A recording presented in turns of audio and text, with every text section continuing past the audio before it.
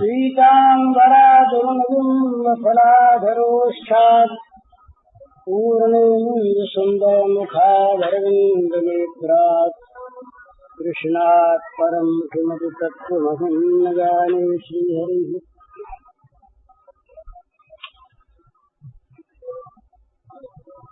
अखिल चराचर विश्व के रूप में अभिव्यक्त भगवान के नाते आप सबके चरण कमलों में मेरा नमस्कार।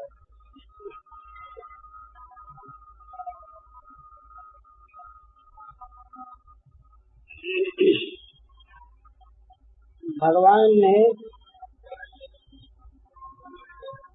हम लोगों को संसार में सुविधा पूर्वक जीवन बिताने के लिए मन दिया, इंद्रियां दी, शरीर दिया, अनेकों और सुंदर साधन दिए और कर्म का अधिकार दिया।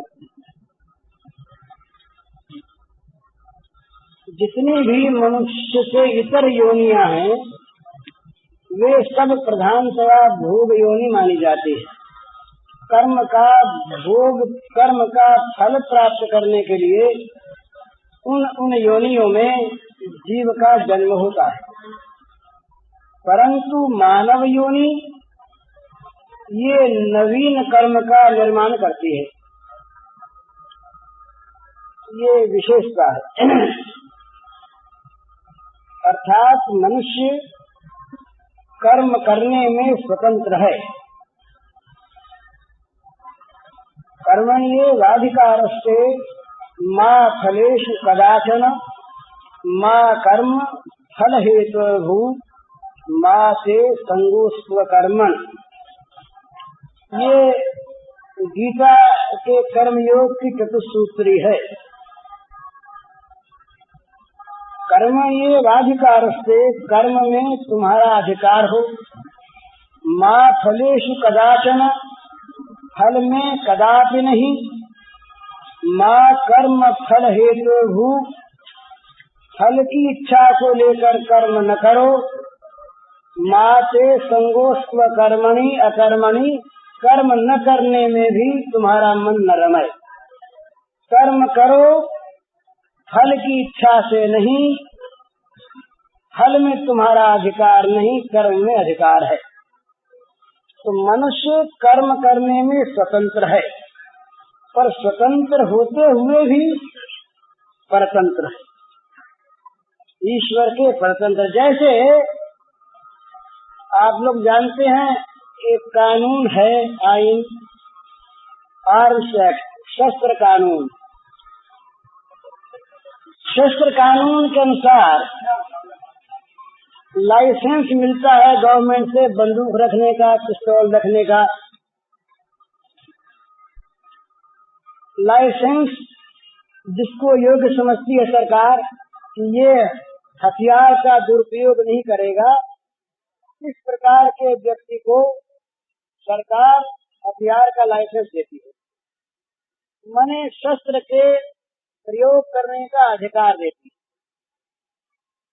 परंतु अधिकार के साथ ही आर्म्स एक्ट उस पर लागू हो जाता है। उस कानून के अनुसार अधिकार मिला ना, तो कानून लाइसेंस के साथ ही उस पर लागू हो गया। तो मनुष्य कर्म करने में स्वतंत्र है। उसी प्रकार जैसे लाइसेंस प्राप्त बंदूक का प्रयोग करने में लाइसेंस वाला अधिकार रखता है, परंतु जैसे लाइसेंस वाला का शस्त्र कानून से बंधा है, उसी प्रकार मनुष्य भी विधि निषेधात्मक जो शास्त्र हैं उनसे बंधा। कानून के अनुसार यदि बंदूक का प्रयोग ठीक हुआ, बड़ी डकैत आ गए, कोई हिंसक जंतु आ गया, आत्मरक्षा की आवश्यकता हुई, दूसरों के रक्षा की आवश्यकता हुई, वहाँ अगर बंदूक का प्रयोग होगा तो इनाम मिलेगा। नाम होगा और दूसरे लाइसेंस भी मिल सकेंगे। परंतु यदि उस लाइसेंस वाले ने, बंदूक वाले ने अपने स्वार्थ के लिए और काम के वश में होकर, लोभ के वश में होकर अगर बंदूक का प्रयोग किया तो लाइसेंस छिन जाएगा, केस चलेगा, जेल होगी। इसी प्रकार से मनुष्य कर्म करने में स्वतंत्र होने पर भी विधि निषेधात्मक शास्त्र से स्वतंत्र है।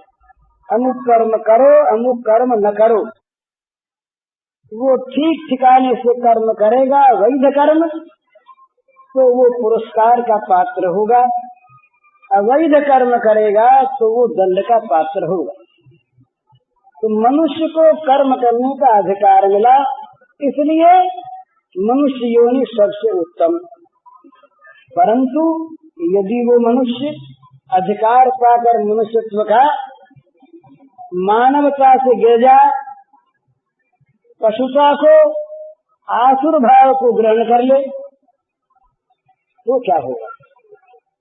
वो मनुष्य पशु की अपेक्षा भी नीचा है। पशु अपने कर्मों का भोग करके कर्म ऋण से मुक्त होता है, वो उन्नत हो रहा है, अपने जीवन में कर्मों के भोग से मुक्त होगा। पर मनुष्य यदि अधिकार पाकर बुरे कर्म करता है तो नए नए बुरे कर्मों का फल भोगने के लिए वो एक भूमिका होता है। आया था पाने के लिए अच्छी चीज, आया था भगवान को पाने के लिए, आया था मुक्त होने के लिए, पर वो इस प्रकार के कर्म उसने किए कि अच्छे लोगों की प्राप्ति, भगवत प्राप्ति, मुक्ति की प्राप्ति तो दूर की बात रही, वो जहाँ से आया था वहाँ से भी गिर गया। भगवान ने गीता में बड़े खेद के शब्दों में जीव की इस दुर्दशा पर, बुरे कर्म करने वालों के कुपरिणाम पर बोलते हुए कहा, आश्रय योनिमापन्ना मूढ़ा जन्मनि जन्मनि मान अपराधेव कौन्तेय ततो यान तदुमाम गते। आया था मेरी प्राप्ति कर। ये सिद्धांत है, मनुष्य भोग के लिए मिलता ही नहीं, यही तनु कर फल विषय न भागी। भोग के लिए मानव शरीर नहीं मिला, बड़े बड़े भोगों के लिए देव शरीर, छोटे मोटे भोगों के लिए इतर पशु पक्षी इत्यादि के शरीर, ये सब भोग आयतन भोग के शरीर हैं। मानव योनि तो एक काम के लिए मिलती है, वो काम है भगवत प्राप्ति। तो भगवान कहते हैं कि माम अप्राप्य,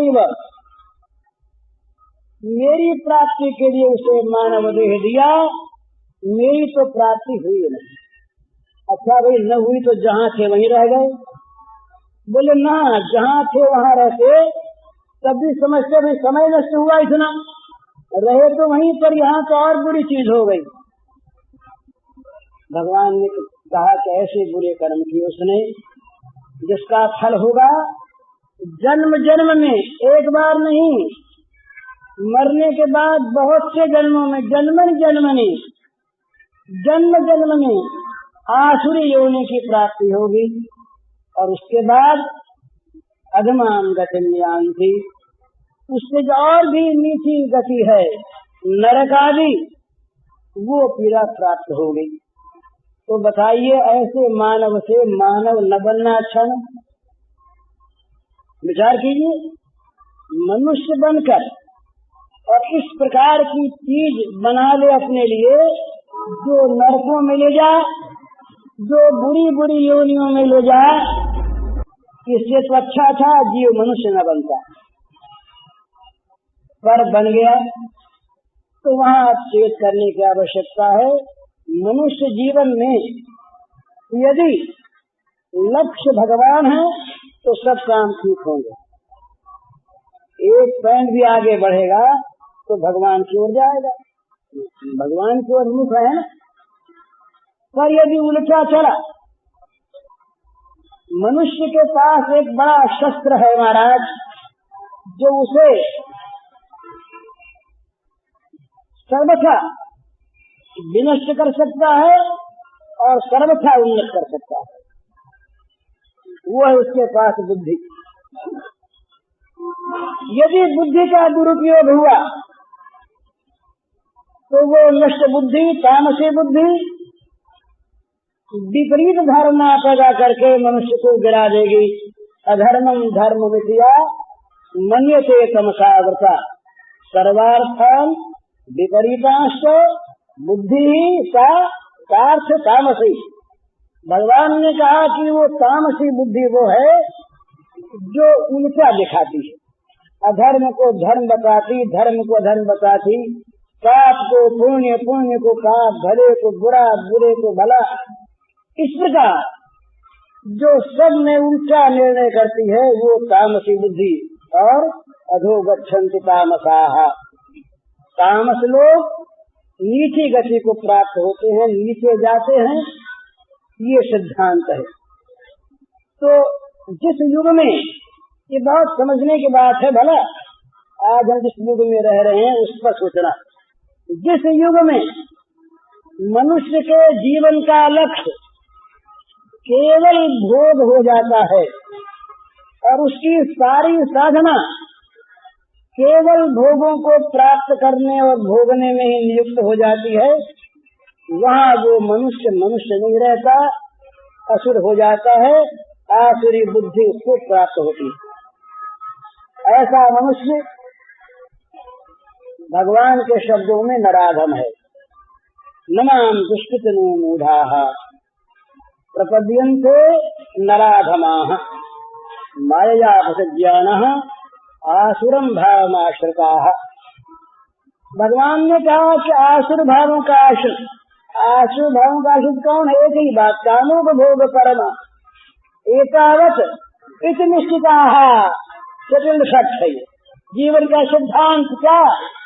भोगों का किसी प्रकार से भी अर्जन करो और भोगो।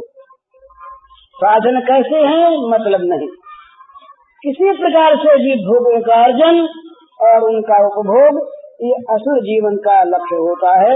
तो भगवान ने कहा कि वो असुर जो होता है वो मुझे नहीं बचता। माम न प्रपद्यन्ते, क्यों नहीं भजता? कि वो नराधम है, वो मूढ़ है। नराधमः मूढ़ः गालियां दी भगवान ने। भला गीता में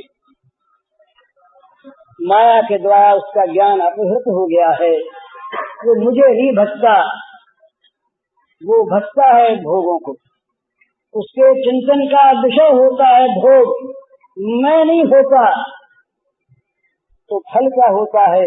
पतन्ति नरकेषु च, अशुचि नरकों में पतन होता है। तो कामोपभोग परायण मनुष्य का लक्ष्य है कामोपभोग, इसीलिए कामोपभोग परायण है। और मनुष्य का लक्ष्य, वो मनुष्य नहीं है, मनुष्य मानव का लक्ष्य है भगवान। ये सबसे बड़ा अंतर है। जिस युग में कामोपभोग जीवन का लक्ष्य हो जाता है समष्टि का, वो युग आसुर युग है। उस युग का फल है निबंधन, चाहे वो अपने को स्वतंत्र माने, उसका फल है बंधन और बंधन। निबंधा वासई मता, ये भगवान के वाक्य हैं। आसुर जीवन बंधन के लिए है, चाहे वो बंधन न माने। आज का नौजवान कहता है मैं स्वतंत्र हूँ, मेरी व्यक्तिगत स्वतंत्रता है, इंडिविजुअल फ्रीडम। मैं नहीं मानता शास्त्र को, मैं नहीं मानता किसी आचार को, नहीं मानता महापुरुष को, स्वतंत्र हूँ। तो भाई क्या करते हो? जो मन में आती है सो। तो मन का गुलाम है या नहीं?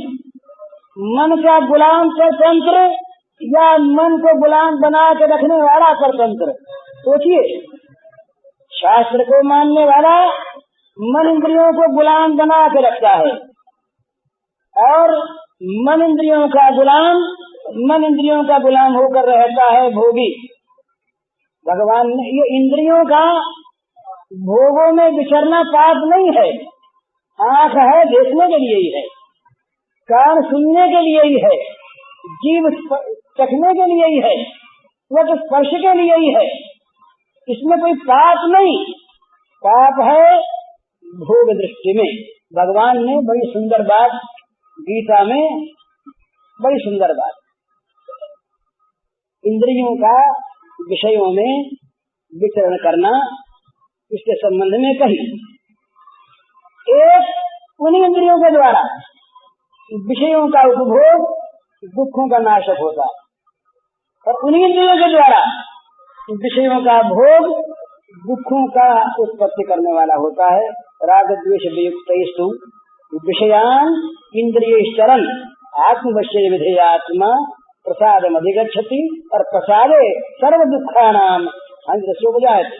एक चीज, और दूसरी, यही संस्पर्शदा भोगा दुख योनय एवते आद्यंतवंत कौंतेय न तेषु रमते बोधा।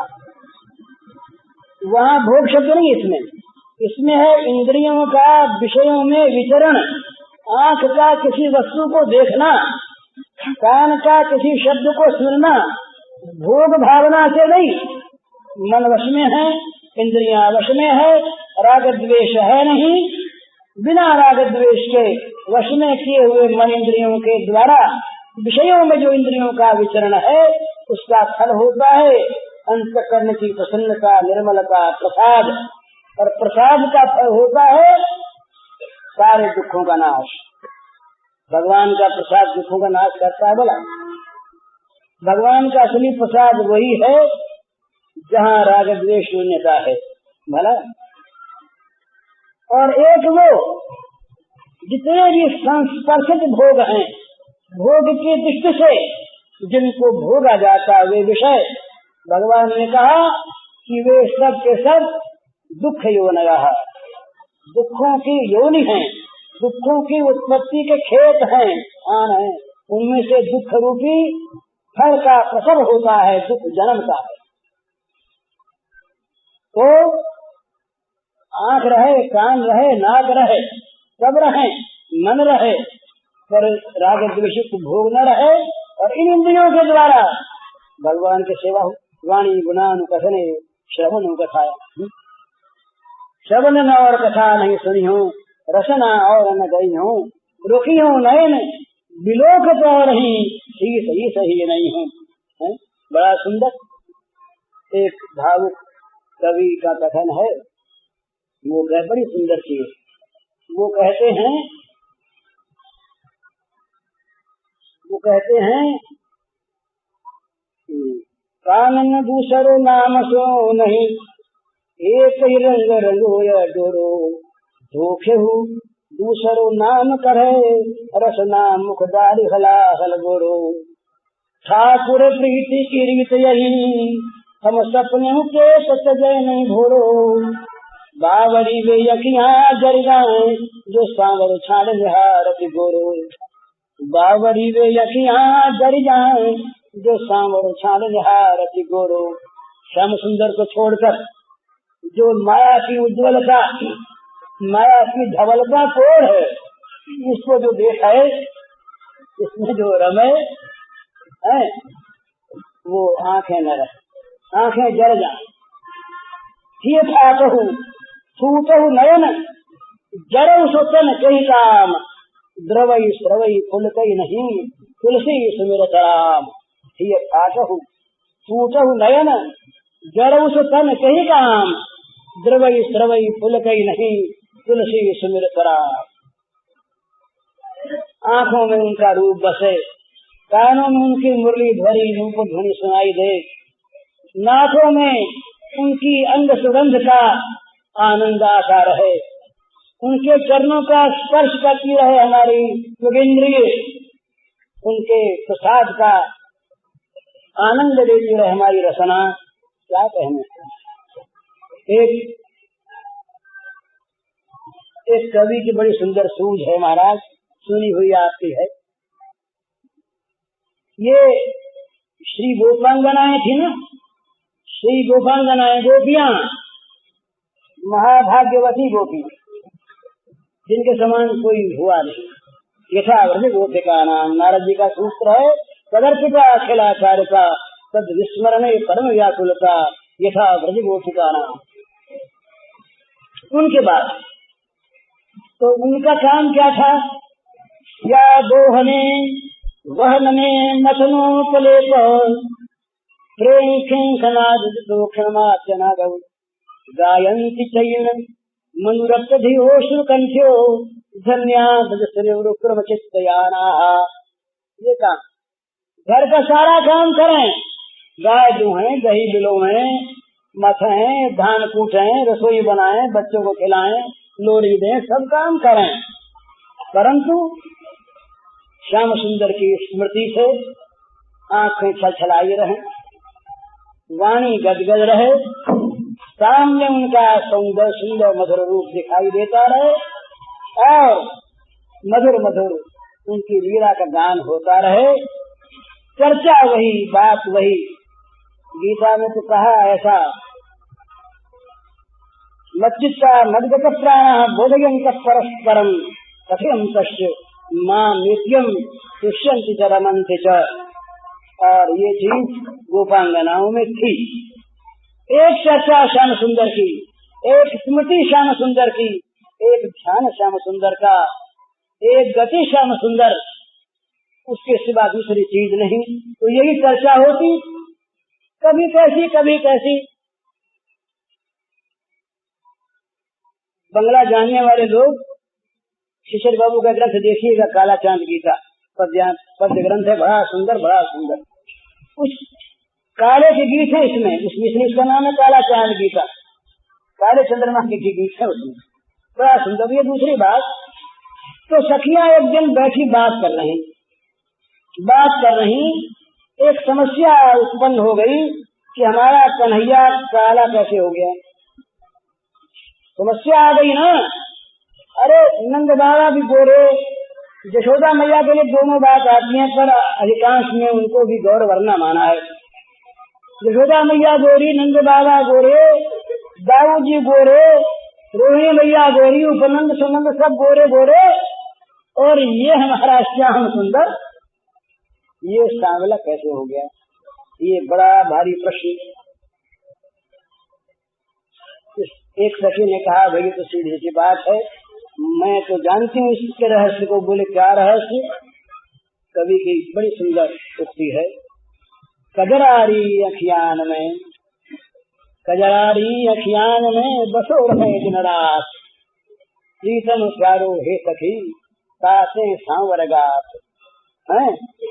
कजरारी अखियान में बसो रहे दिन रात, प्रीतम प्यारो हे सखी तासे सांवरगात। काजल भरी हमारी आंखें, हमारी काजल भरी आंखों में दिन रात बसा रहता है।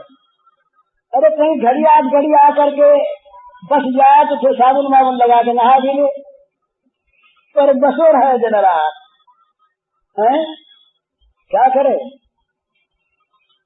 सूरदास जी ने एक पद गाया बड़ा सुंदर,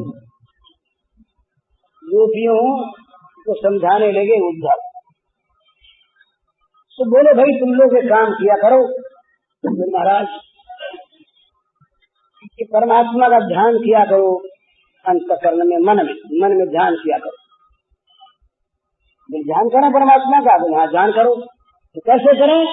बोले परमात्मा को मन में लाओ ध्यान के द्वारा। तो गोपियों ने अपने मन को देखा, तो बोली महाराज हमसे तो बनेगा नहीं। अरे क्यों नहीं बनेगा? तुम लोग भगवान को चाहती और बनेगा नहीं। अरे बोले भगवान को जो चाहती हैं बनेगा नहीं, इसका कारण को समझे महाराज। बोले क्या? बोले हमारा तो मन खाली है नहीं। मन खाली हो तब न किसी को मन में बुलावे। तो उद्धव बोले अरे मन में भरा कौन है? नाहिन रजो ही बैठो नंदन अचित कैसे, आंगे उर्वर नाहिन रजो थियो मैं छोर। उद्धव जी हृदय में कहीं जगह नहीं रही। श्याम सुंदर नंद नंदन हृदय में सर्वत्र छाए हैं। उनके रहते दूसरे को कहाँ बुलाएं, कैसे बुलाएं? कुरान ये कहता और दूसरे को कैसे लाएं? अरे बोले कोई बात नहीं, जब वो निकले कभी कभी कभी आता होगा ना तुम्हारे मन में, जब निकले तब परमात्मा का ध्यान कर लिया। रात में दिन में कभी तो निकलता होगा वो, इधर ही में जेल में रहता है। बोले फिर उन्होंने देख जा करके बताई हमसे, चलत चितवत दिवस जागत सुपन सोवत रात। चलत चितवत दिवस जागत सुपन सोवत रात। हृदय के वह श्याम मूरति छिन्न नहीं सबुत जात नाहिन रजो मैं छो। चलत दो प्रकार के हमारी इंद्रियां हैं, कर्मेंद्रिय और ज्ञानेन्द्रिय। कर्मेंद्रियों का लक्ष्य कराया चलत से पैर चलते हैं, और चितवत से कराया ज्ञानेन्द्रियों का लक्ष्य देखना। तो बोली चलते फिरते खाते पीते देते लेते ये सारे काम करते, और देखते सुनते स्पर्श करते, इन सारे कामों के करते, वो तो सदा रहता है मन में।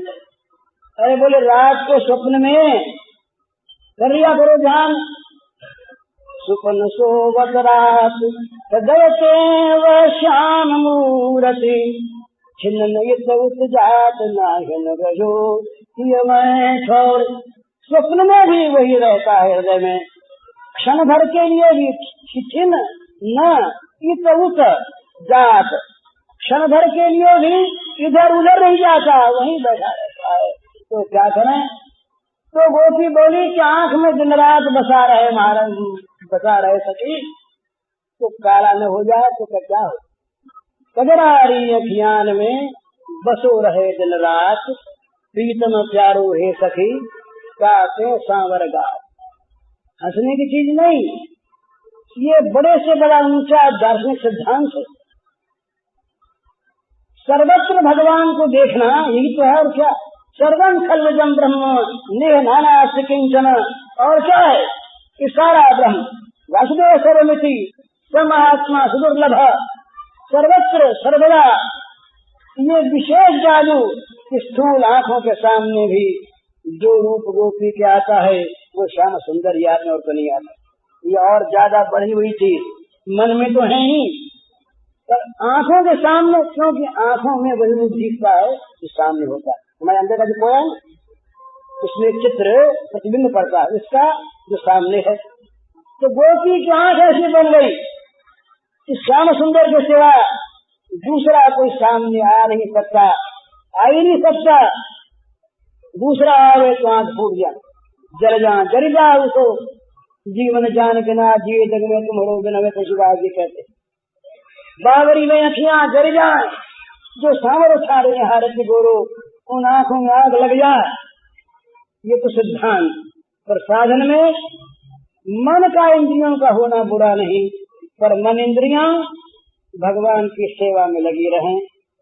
भगवान की सेवा में लगी हुई मन इंद्रियां भगवान के प्रेम को प्राप्त कराती हैं। विशुद्ध कर्तव्य पालन में लगी हुई मन इंद्रियां अंतःकरण की शुद्धि करती है, और भोगों में लगी हुई मन इंद्रियां ये पाप करवाती हैं। तो मानव के पास जो मन इंद्रियां हैं और उसको सबसे बड़ी चीज मिली बुद्धि। बुद्धि यदि विपरीत हो गई तो फिर आज के युग में ये जो नए नए विज्ञान के आविष्कार होते हैं ये नई चीज नहीं बन रही है, भला नया निर्माण वस्तु का तत्व तो नहीं हो रहा है। प्रकृति में छिपी हुई जो चीजें हैं उनको विज्ञान प्रकाश में ला रहा है, नया निर्माण नहीं हो रहा। परंतु प्रकृति में छिपी हुई वस्तुओं का प्रकाशन भी यदि अशुद्ध बुद्धि के साथ होगा तो जगत के विनाश का कारण होगा, जो आज हो रहा है। विनाश को पहले सामने रखकर हम सोचते हैं शत्रु कैसे मरे और हमको अधिक लाभ कैसे। दो ही चीज आज है भला, इदमद्यमया लब्ध इमं प्राप्ते मनोरथम इदमस्तीदमतिले भविष्यति प्रवर्धनम असो मया हत शत्रु अनिष्टे चापरानपि ईश्वरो महं भोगी सिद्धो हम बलवान सुखी आध्यो विजनवानस्मि भूमि सदृशो मया युक्षे दासा मोदिष्य इत्य ज्ञान विमोहिता। इसका अर्थ समझे? बोले मारवाड़ी में बोलता हूँ। बोले आपने फलाना काम में तो चावल पड़ गई और इतना कमा लिया और मन में जो बातें और है बस अभी हो जैसी वो जो मन में है भी कमा ले इधर मध्यमया लब्धम और इमं प्राप्त मनोरथम। और जो थोड़े बहुत पहले कोई काम में लागू में गया था वही पाछा जैसे कौन सी बात। और देखो भाई जानवर से फलाना आदमी हमारे बीच में आए तो बोला साफ कर दिए असो में ऐसा शत्रु। और देखिए कोई अगर बीच में मारा है हमारे बीच में तो अनिश्चय से अपरा न अनिश्चय बांसने के खत्म कर जाएगा। है कोई हमारा समान ईश्वर हो हम, मैं ही तो ईश्वर। हाँ मैं बड़ा सुखी, मारी ताकत को मुकाबलो करे कुल सब भोग हमारे पास तैयार। ईश्वरो महम भोगी सिद्धो हम। और 50 तक नौकरी करता अब हमारे कन 5 करोड़ रुपया है। बताओ हमारो जीवन सफल ये करे हमारा हाथ से मैं निर्माण हमारो करे मैं बना सिद्धो हम बलवान सुखी आदियो भी हमारी बुद्धि के सामने कोई कल काम आवेगे। और अभिजन मानसनी का अर्थ है नेता वाला। अभिजन मानसनी नेता हमारा क्या 1000 आदमी चले 1000 आदमी हमारी बात सुने, बड़े परिवार वाला बड़े जन समूह वाला जनता का नेता हमारे समान है कुल पुण्य सदृशो मया। हमारे समान है पुण्य देखियो मैं कमावांगा बड़ा बड़ा दान करांगा बड़ा बड़ा यज्ञ करांगा दुनिया में नाम होगा और सब लोग देखेगा मेरे साथ। किस ज्ञान विमोहिता भगवान कहते हैं कि इस प्रकार अज्ञान से विमोहित लोग बकवास करते हैं कि आखिरी संपत्ति का स्वरूप है भगवान ने बताया। आखिरी संपत्ति वालों को 4 चीजें मिलती हैं तो बार बार याद रखने की बात है। अनेक चित्त विभ्रांता मुँह जाल समावता कहीं चित्त टिकेगा नहीं टिकेगा नहीं कहीं चित्त रात दिन चित्त भटकता रहेगा मरते दम तक। और चिंता विपर्मयांच प्रलयांताम उपासता मृत्यु के अंतिम श्वास तक चिंता से घिरा रहेगा चित्त, चिंता से जलता रहेगा महाराज। वो एयर कंडीशन रूम अंदर की आग को नहीं बुझा सकता, शरीर भले ठंडा कर दे पर अंतकरण ठंडा नहीं होगा, वो जलता रहेगा। चिंता न। और तीसरी बात कामना है यदि भोगों की तो पाप होगा ही। काम ऐसे क्रोधे महाशनो महापात्मा विद्यन में वैरणम। और चौथी बात मरने के बाद नरकों की प्राप्ति होगी। नरके रेतम वासो भोजित पतन के नरके सोचो तान हम क्रूरान संसार धमान क्षिपाम शुभान आशु योनिषु। ये भगवान के वाक्य हैं। तो मित्रों माताओं ये व्याख्यान सुनना नहीं और कहना नहीं, ये बड़ी भारी गंभीर चीज है जीवन में विचारने। मौत सामने खड़ी है भला, अभी मैं बोल रहा हूँ क्षण भर के बाद शरीर रहेगा नहीं पता। ये सत्य रास्ता है भला। ये मत सोचो कि बड़े होंगे तब भजन कर लेंगे, अमुक प्रकार की प्रस्तुति होगी तब काम कर लेंगे। रात्रि गमिष्यति भविष्यति प्रभातम भास्वान देशति भविष्यति पंकजश्री इत्थम विचिंतयति कोशगते दुरे से हंस हंस नलिन गज उज्जहारा। एक भंवर रहा भंवरा कमल के कोश में बैठा, कमल का रस पान कर रहा।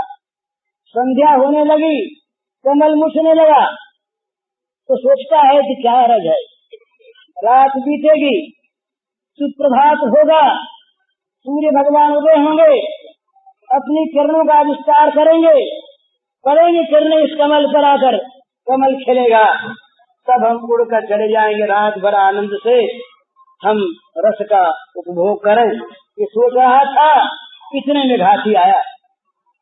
हाथी ने आकर नाल सहित कमल को उखाड़ दिया, दांतों में लेके मीट डाला, तो कमल के साथ भंवरा भी पीसा। कब मौत आ जाए कोई पता नहीं महाराज, अमुक उम्र में मौत आवेगी, अमुक परिस्थिति होने पर आवेगी, ये सब धोखे की बात है। इसलिए जिसका मन रुचे वो चेत है। ये अकेले आए हैं, अकेले जाएंगे। जिसको ये बात समझ में आ जाए कि जीवन भगवान के लिए है, भोग के लिए नहीं, वो किसी की प्रतीक्षा न करे, किसी की बात न देखे, कौन क्या कहता है ये न सोचे, न किसी की समालोचना की परवाह करे, और न दूसरा क्या करता इसकी परवाह करे, अपने चल निकले, अपने भगवान के वो सन्मुख हो जाए, चल निकले, फिर कुछ नहीं होगा। भला ये निकल गया मौका हाथ से, उसके बाद क्या पश्चाताप के कुछ नहीं होगा। इसलिए प्रत्येक जीवन के कर्म को भगवान की सेवा बना देना चाहिए। हम जो करें, गीता में एक बड़ा सुंदर श्लोक आया, अर्जुन के मन में एक मूक प्रश्न उठा महाराज कि ऐसे भगवान को बताओ आप, जो भगवान सब जगह हो, सब जगह हो, और जिसकी सब पूजा कर सकें, और जिसकी पूजा के लिए किसी सामग्री की आवश्यकता हो नहीं, और जिसका फल मिल जाए वो भगवान आप, ऐसे भगवान को बताओ। भगवान समझ गए तो बोले तब प्रवृत्तिर्भूतानां येन सर्वमिदं ततं स्वकर्मणा समभ्यर्च सिद्धिं विन्दते मानव। जिससे सारे चराचर की प्रवृत्ति हुई, जिसमें से सारा जगत निकला, और जो सब में फैला है, जो सब में व्याप्त है, इतर प्रवृत्तिर्भूतानां, जिससे सब निकले और जो सब में व्याप्त है, वो कहाँ नहीं और कब नहीं, सब जगह सदा। उसकी पूजा करो। कैसे? अपने कर्म से। जिसका जो कर्म, घर में माँ रसोई बनाती उसकी पूजा करे, बंगनी में झाड़ू लगाती उसकी पूजा करे, पुजारी ठाकुर जी की पूजा करता है उसकी पूजा करे, डॉक्टर रोगी को सामने रखकर दवा देता हुआ पूजा करे, वकील मोटर से बात करता हुआ पूजा करे, दुकानदार ग्राहक को माल बेचता हुआ ग्राहक को भगवान समझ के पूजा करे। सब में भगवान, सर्वत्र भगवान। अपने कर्म को भगवान की पूजा बना दो, एक बात। दूसरी बात, कहीं फंसो मत भला। ये ऐसी मीठी फंसावट है, बड़ी मीठी। भगवान ने इसको, इसका नाम रखा मीठा विष। मीठा विष विषय संयोगात् यत् दग्धे मृतोपमम् परिणामे विष्णुव तत्सुखम राजसम स्मृतम। भगवान ने कहा, इंद्रिय के साथ विषय का संपर्क होने पर जो सुख की प्राप्ति होती है, तो आरंभ में मालूम होता है मानो अमृत है, बड़ा मीठा, परंतु परिणाम में विषणव, परिणाम में वो जहर का काम करता है। इसलिए इस मीठे विष से बचो, काम में लो, और अगर हिम्मत हो तो भोग से कह दो उतरो भगवान के आसन से नीचे, या तो भगवान के आसन को छोड़कर नीचे उतरकर भगवान की सेवा करो, नहीं तो जला दिए जाओगे। हिम्मत हो तो भोग से कह दें, भोग भाग जाएगा भला। भगवान के प्रकाश में अंधकार रहेगा नहीं, अंधकार वहीं तक है जहाँ तक प्रकाश का उदय नहीं। वो पूर्वाभास में ही, सूर्योदय के पूर्व ही अंधकार मरने लगता, तो जहाँ उदय हो गया वहाँ अंधकार रहता नहीं। तो भोग तभी तक रहते हैं हमारे हृदय पर आसन जमाए हुए, जब तक भगवान को हम नहीं बुलाते। भगवान सामने दिखे, ये सब भाग। ये कोई कल्पना की चीज नहीं है, न कोई कथन की बात है, सब प्रैक्टिकल चीजें हैं, जीवन में उतारने की चीजें हैं, जीवन में लाने की चीजें हैं। तो यदि जीवन की सफलता चाहते हैं वास्तविक, तो घर छोड़ने की आवश्यकता नहीं। घर नहीं छोड़ना, मकान नहीं छोड़ना, काम नहीं छोड़ना, बच्चों को नहीं छोड़ना, कुछ नहीं छोड़ना।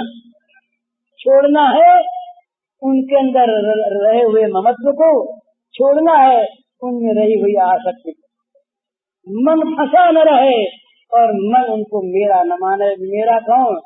श्याम सुंदर के चरणारविंद में चहुन सुगति सुमति संपत्ति कछु रिधि सिधि विपुल बड़ाई हेतु रहित अनुराग राम पद बड़ो अनुदिन अधिकारी। ये समझ रखने की बात है कि ये जितने भी हमारे यहाँ के प्राणी पदार्थ हैं, जिनको हम अपना मान रहे हैं, इनमें से कोई हमारे साथ नहीं जाएगा और कोई हमें मौत से बचा नहीं सके। पक्की से पक्की बात, बचा तो नहीं सकता विपत्ति से ही। संसार का स्वरूप है संपत्ति का साथी बनना और विपत्ति में हट जाना, ये जगत का स्वरूप है।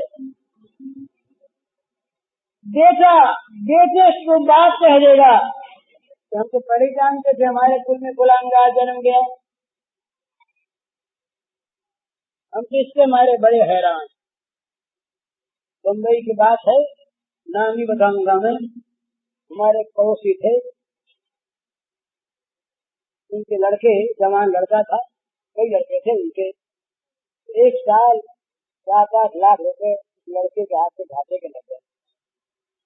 उस जमाने में 7-8 लाख रुपए बहुत ज्यादा था, आज के 35-40 पहले के बाद। पर पहले उसने कमाई भी बहुत थी। तो उसके पिता बड़े सच्चे सीधे आदमी, बड़े अच्छे आदमी, उससे बड़ा प्रेम रखते, मेरे पास आके बैठ गए, पड़ोसी थे। बोले भाई जी ये बात पूछे आपसे। बोलो। तो बोले दुर्योधन मर गया होता तो 99 बेटे इसके धृतराष्ट्र के बचते थे, एक जिंदा रहा तो सबको करना पड़ा।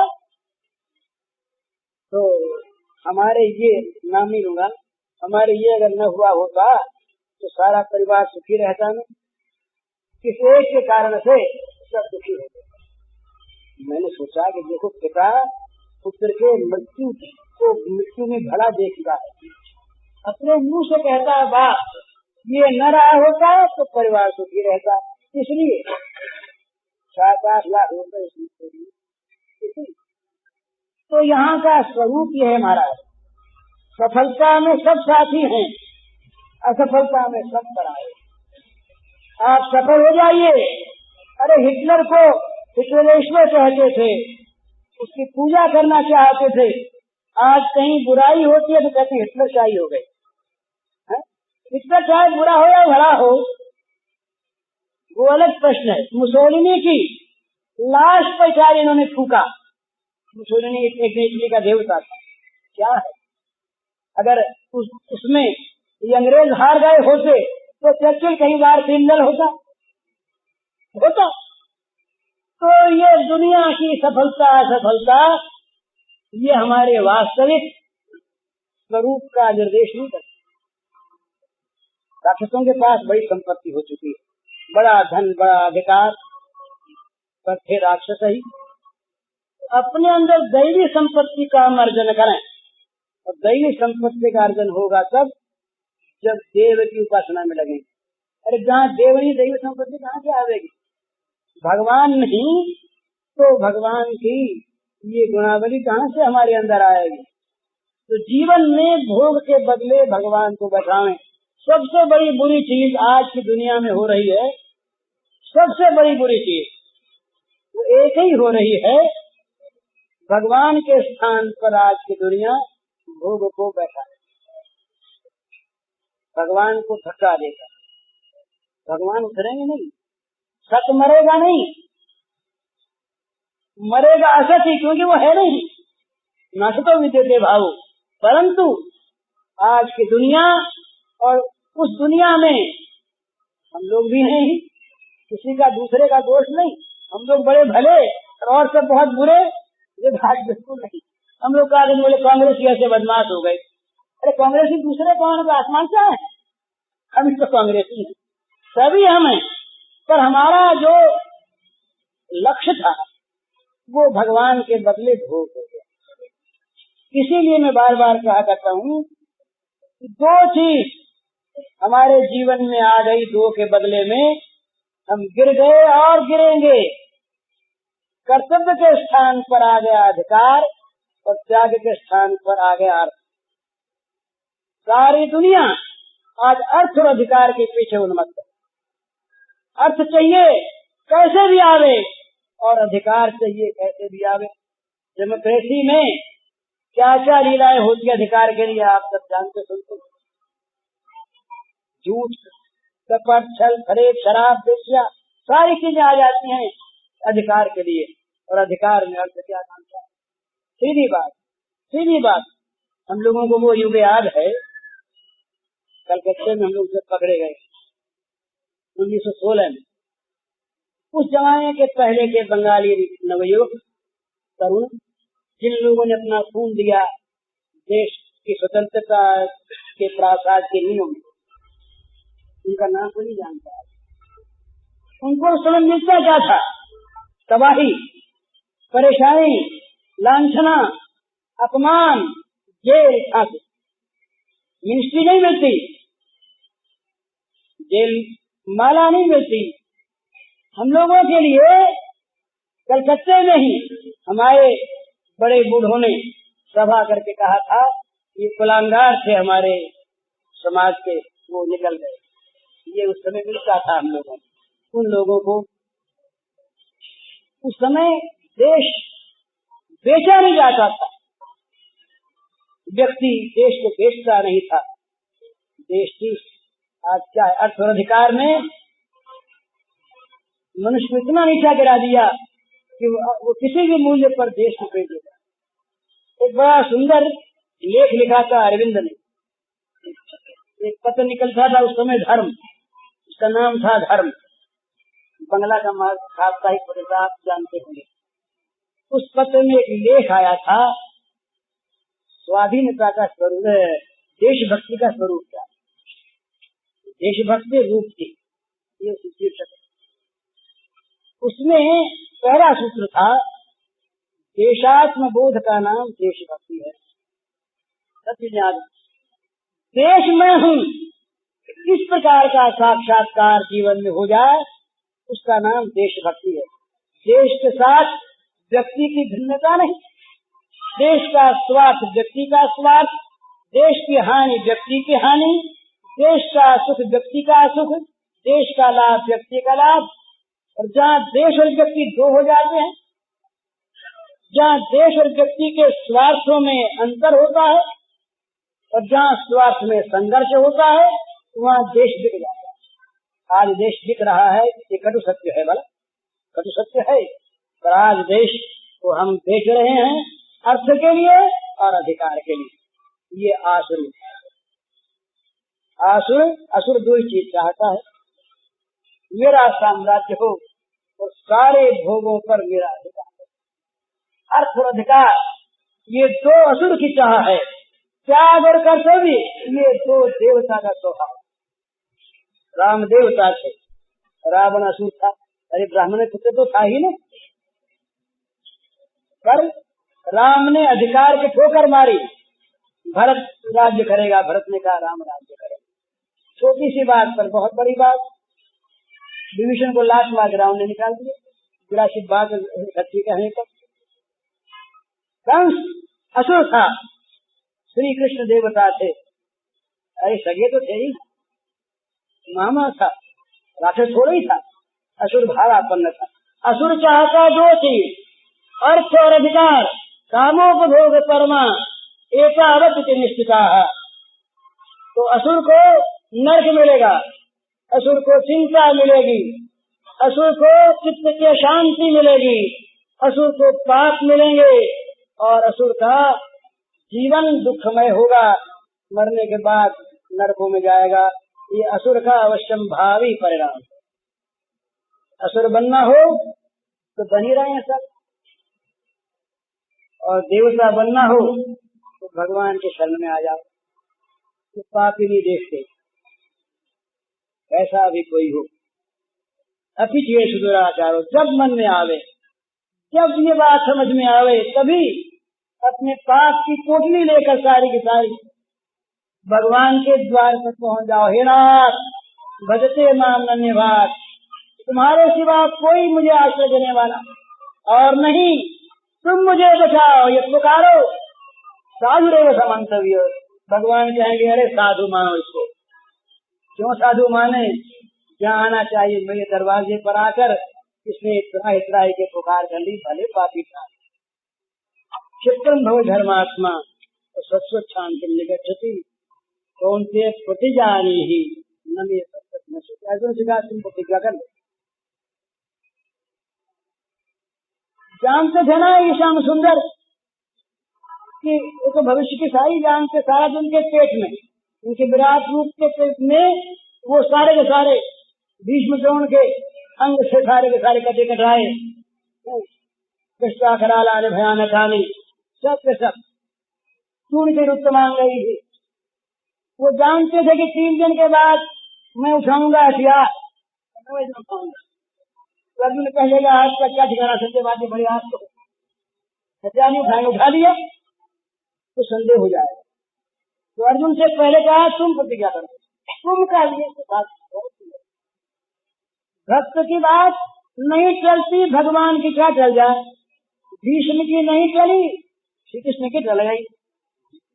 हाँ, भीष्म की बात नहीं चली, चली नहीं, और भगवान की चल गई, प्रतिज्ञा टूट गई।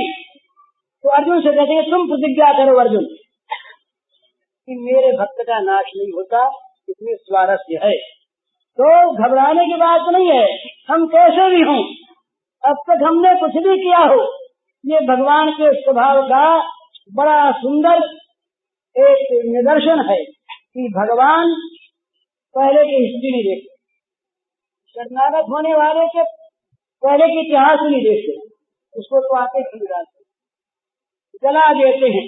सन्मुखो जीव जबई कोटि जन्म अधना सही तबही अंत्वा सर्वता पेढ़ो मोक्षिष्यामि क्षिप्रम हो धर्मात्मा।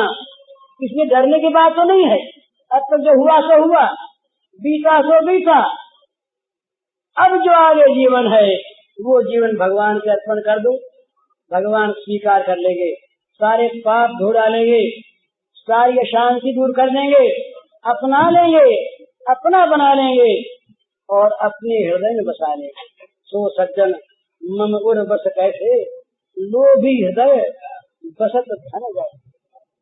कैसी बढ़िया बात उस राजे ने कही। भगवान राम कहते हैं कि जो सारी ममताओं को सब जगह से बटोर कर उसकी डोरी बट लेता है, ममता की एक डोरी, उस डोरी से अपने मन को बांध देता है मेरे चरण से, तो क्या होता है फिर? वो मेरे हृदय का धन बन जाता है। भगवान कहते हैं जैसे लोभी अपने मन में धन को बसाता है, मंदिर में भी पाखाने में भी सभी जगह उसके मन में धन बसता है, इसी प्रकार भगवान कहते हैं मम उर बस कैसे लोभी हृदय बसत धन जैसे, जैसे लोभी के मन में धन बसता है इस प्रकार उसके हृदय में मैं बसता हूँ। तो चिंता की बात नहीं, हमारे भगवान बड़े दयालु, बड़े दीनबंधु, पतित पावन हो, पतित पावन हो बानक बने, तू दयाल दीन हो, तू दानी हो, भिखारी हो, प्रसिद्ध पातकी तू पाप पुण्यहारी। बस शरण में चले जाओ उनके सच्चाई से, वहाँ चाल खड़े तो चलता नहीं, धूखा चलता नहीं, भीतर में बैठा है, देख रहा अंदर। हम बोलते क्या, अंदर झांकता है, बोलता तो है पर मन में क्या रख के बोलता है, हमारी बात में नहीं आते, वो हमारे मन की बात को बोलते। तो मन की सच्चाई लेकर के कोई हो, पुरुष हो, स्त्री हो, ब्राह्मण हो, चांडाल हो, विद्वान हो, मूर्ख हो, जो भी कोई हो, जिसने चाहा उसने पाया, ये ऐसा धन है, तो भाई उस धन में लग जाओ, उसको प्राप्त करो, तब तो मामला ठीक। और नहीं तो महाराज तुलसीदास हरिनाम सुधा सजी सठवती पीत विषय विषमाडी सूकर स्वान श्रृगाल सरित जन जनमत जगत जननी दुखलागी। तुलसीदास जी महाराज कहते हैं सठ, भगवान ने सठ कहा, मूर्ख कहा, नराधम कहा। तुलसीदास कहते हैं कि भगवान के नाम रूप अमृत को छोड़कर इस जहर को मांग मांग के पीता भला नहीं है तो पुत्रम देहि यशम तो धनम देहि, रात दिन देहि देहि देहि में लगा रहता है। तो क्या होता है, सूकर स्वान श्रृगाल सरिस जन जनमत जगत जननी दुख लागी। सुअर सियार कुत्ते इनके समान माता को दुख देने के लिए पैदा होता है और मर जाता है। तो भाई इस कुत्ते बिल्ली की मौत मरना हो, और कुत्ते बिल्ली से बुरी मौत इसलिए कि कुत्ते बिल्ली तो मर करके कर्म से मुक्त होते हैं, हम कर्मों का नया भार बांध कर। कुत्ते बिल्ली की मौत तो मरे और बहुत बड़ा कर्मों का बोझा, बुरे बुरे कर्मों का, आसुरी योनि में ले जाने वाले कर्मों का, नरकों में ले जाने वाले कर्मों का बोझा बांध कर मैं यूं मरना हो तो भोगों में रहो, और यदि सुख पूर्वक मरना हो भगवान को देखते हुए, भगवान को सामने रखते हुए हैं आनंद पूर्वक, तो भगवान का स्मरण करने में लग जाओ, भगवान से अपना समझो, भगवान में ममता करो, तो सारा बिगड़ा बन जाएगा। बिगड़ी जन्म अनेक की सुधरे अबही आज, बड़ी सुंदर बात। बिगड़ी जन्म अनेक की सुधरे अबही आज, हो राम को नाम जप तुलसी सजी कुसुमार। तीन बात कही, भगवान के हो जाओ, राम के हो जाओ, राम का नाम जपो और बुरे संग का परित्याग कर दो, तो क्या होगा, अनेकों जन्मों की बिगड़ी हुई आज अभी सुधर जाएगी, अभी, कल नहीं परसों ही, प्रतीक्षा का काम नहीं। तो बनी बनाई चीज हाथ में है, ले लो या छोड़ दो। हरिओम।